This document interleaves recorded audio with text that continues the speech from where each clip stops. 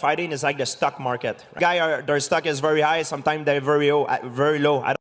Wow, what a weekend this has been. John Cena becoming a bad guy, and we're 1 week out from one of the most hyped fights of the year, Ankalaev against Alex Pereira. In the midst of all of this, we had the UFC Fight Night, Manel Kape versus Almabayev, and we're here to bring you the post-show MMA stock report. Whose stock is up, who's down, and whose time's officially over. First, we got the UFC itself. Their stock is down, zoomed in on the F because that's clearly amount given putting this card together. I get the main event had to be rejiggered. It was supposed to be Manel Kape versus Brandon Royval with the title shot on the line. And I get that UFC 313 is next week and they wanted to load it up for the Alex Pereira card. I also understand that it was actually a pretty good card with some great action. The fighters delivered, but this clearly was a throwaway card they didn't care that much about. Marquez versus Brundage was the co-main event. It was a loser leaves town match. Neither anywhere close to getting anywhere in their division, but I'll get into that. 10 of the fighters don't even have Wikipedia pages, and fewer have more than 4 fights in the organization. This was clearly a card the UFC put minimal effort into, and with the main event, the original main event falling out, it showed. Up first, we got Ramzan Tamirov against Charles Johnson. Tamirov's stock is up. He went in with a 10-fight win streak, won his debut, and showed solid power, especially going against the number 12. He still probably needs one more fight to solidify his place in the top 10 before going inside, but he definitely should crash into the rankings when they come out again. His opponent, Charles Johnson, his stock's got to go down. Not completely out of the top 15, but he needs to work on getting respect from the distance and utilizing his attributes. He's a really tall flyweight. He came out solid in the 3rd round, but he needs to start stronger. Next up, the only women's fight on the card, JJ Aldridge versus Andrea Lee. JJ is a stay. She's 2-1 in her last 3. A mixed attack. Her biggest problem is that she is not dangerous. She's a solid gatekeeper since her time on The Ultimate Fighter. Very hot and cold. Not going to be a title threat anytime soon, but solid journeywoman and gatekeeper for the top of the division. Her opponent, Andrea Lee, it's time. It is time. She actually just set the record for losing streaks in the women's division. Now it's 6. She needs to leave the UFC, learn to let her hands go, but 0-5 going in, and definitely didn't show the urgency she needs. Up next, we got Danny Silva versus Lucas Almeida. Silva was on a 3-fight streak, 2-0 in the UFC. Solid win, but didn't really show much. It was a good back and forth, so he stays in the stay column. Another fight, no need to rush him, versus Lucas Almeida. He's down or cut, but I'll put him in the down category. He's 1-3 now, and he's been finished in the other 2. Showed really bad boxing defense, and although they made it a fun brawl, he needs to show something. Up next, we got Ricardo Ramos versus Jose Mariscal. Ramos, it's time to go. I was going to put him in the down category, but he showed nothing.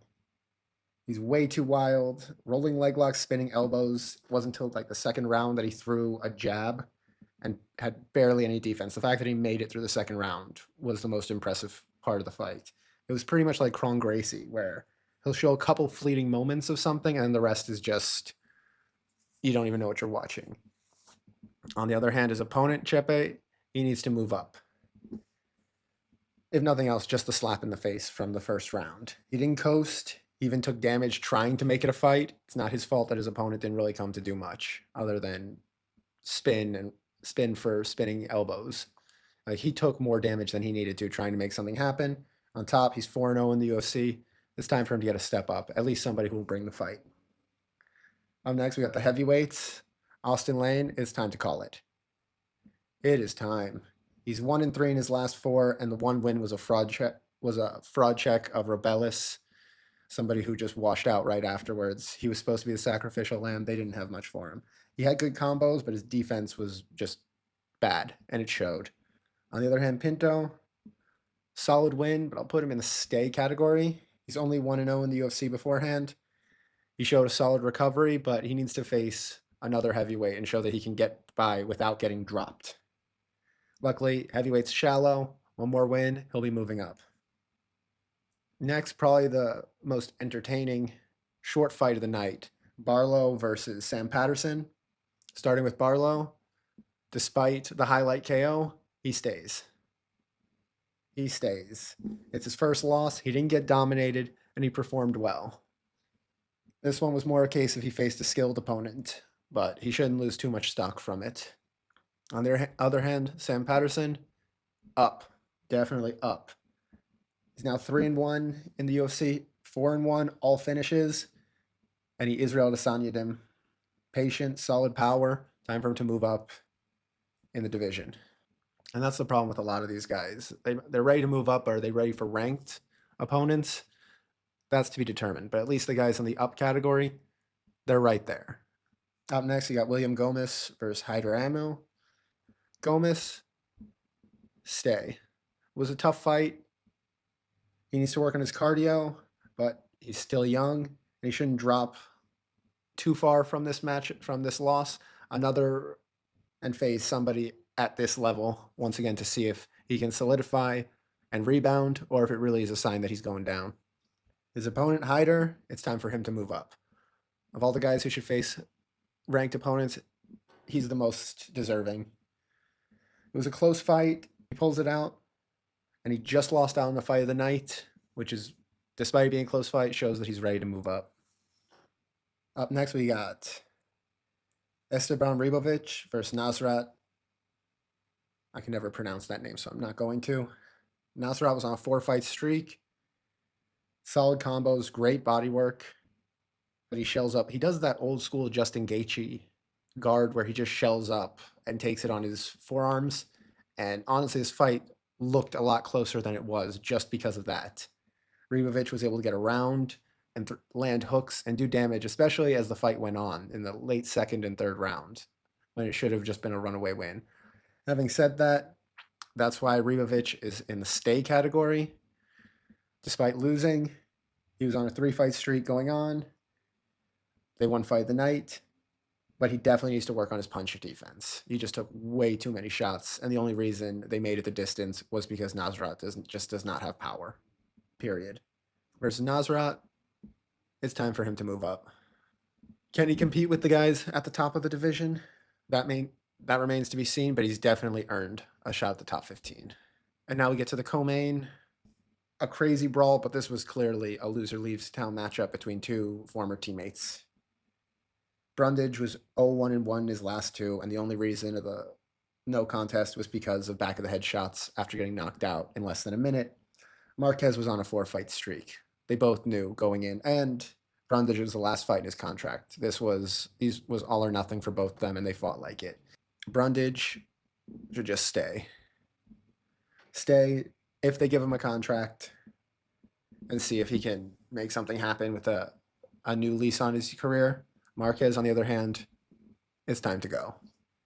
He's now on a 4-fight losing streak. He's been finished in all of them, and somehow he managed to snatch defeat from the jaws of victory. He had Brundage hurt, and then for some reason went for a guillotine, and he went wild with hooks that allowed Brundage to get back into the fight. Just poor fight IQ.